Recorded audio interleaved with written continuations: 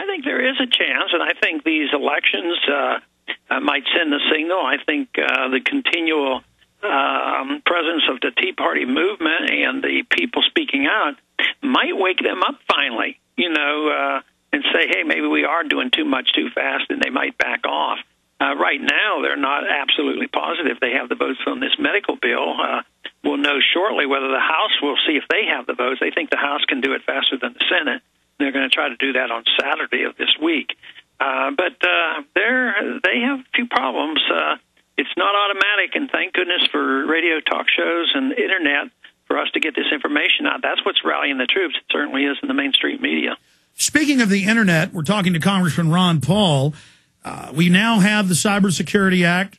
3 days ago, finally, the national security blocked copyright treaty has now leaked, and it says open taxing, open regulation of the web, ICANN being handed over to the UN, total control, guilty until proven innocent, copyright rules, shutting down websites, ISPs, and really UN control over the Internet. Where do you stand on that, Congressman?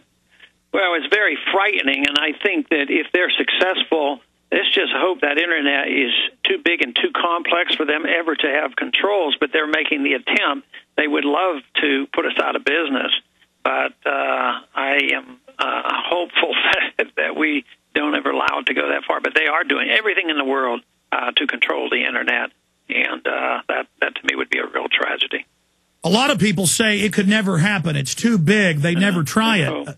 They are stating on record, the White House, the NSA, repeatedly in the last month, the White House has said we may have to shut the Internet off to save it, and during the flu pandemic or other emergency, only let you go to government sites. That's quite a trial balloon by the White House. Yeah, and all those authorities are packed in, emergency legislation. They don't really have to come to the Congress to do that. They do that on occasion just to get it rubber stamped, but there's been so much emergency legislation passed. And besides, if it isn't passed, you know what, how much license they take with executive orders and the various procedures that they use. So, no, if they claim this is for national security reasons, they just go ahead and do it. So it's a very dangerous time in which we live. You're a medical doctor, and you've also worked with the Von Mises Institute and received awards from them for your economic understanding.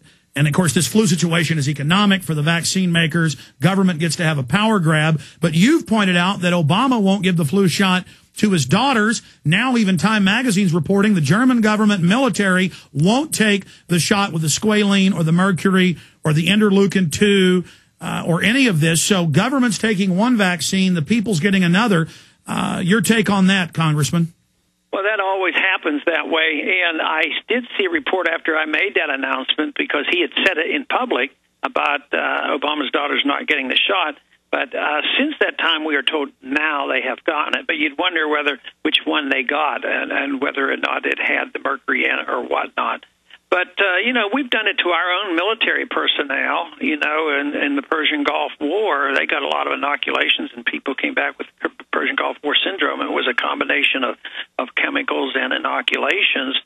So it's, to me, though, it's a mixed bag because a lot of people don't want it, and they're fighting it, and they know, and they're being forced to take it, and other people get panicked into it, and they'll line up for hours and hours and hours waiting for it as if this was a really, really serious crisis.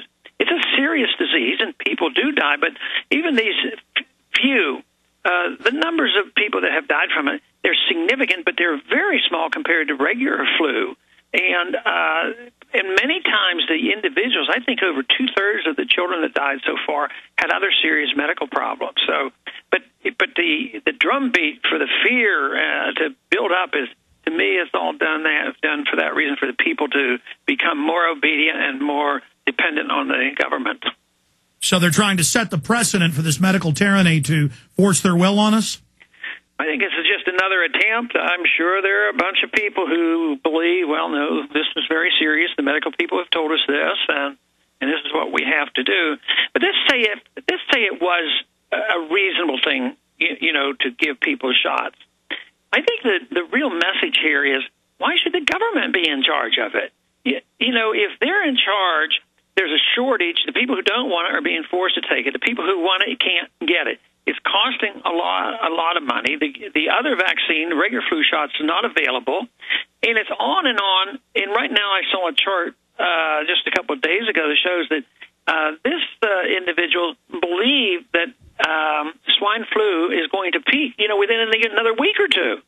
And if it peaks and starts to drop off naturally, that's about the time we're going to have all these flu shots coming in and not have the flu shot that maybe is much more important. The point being, why should they be in charge? And why should we turn over our health care to these clowns who are trying to distribute, you know, a vaccine? So either way, it's bad. It just Congressman, proves the point that we shouldn't be doing it.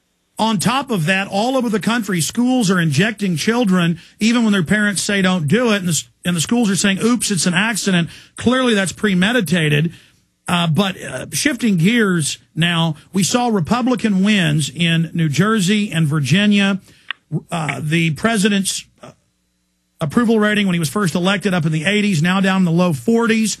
But Republicans still, by and large, have low approval ratings, unless they're like yourself, who's actually a constitutionalist. We know that in 2010, there's going to be a huge backlash. Republicans will take back a lot of seats, but if they don't deliver on smaller government and fiscal sound constitutional policies, then we're going to have a real crisis on our hands. And if we wait to get politically active until 2011 into 2012, so much of this globalization would have already been expanded and cemented. I know that this is still off in the future, but L.A. Times, New York Times, everybody's talking. I get calls every day saying, when is Ron Paul going to announce for 2012? Because if you announce early, you can build the coalition. You can get an even more elevated position in the media. You can speak for the people that don't want war, that don't want big government, that don't want banker bailouts. If you wait to announce until 2011, after your congressional win coming up, but I guess I'm being presumptive. I mean, you're not even saying you're going to announce in 2011. No, I'm still thinking a lot about that right now. It just doesn't seem like the best thing to do, even long term or even on a short term basis. So I'm just undecided about the whole thing, you know. So I'm not about to say that I'm planning to do one thing or another. Congressman, I think you make some good points, but I think time is still a little bit early to start talking about it.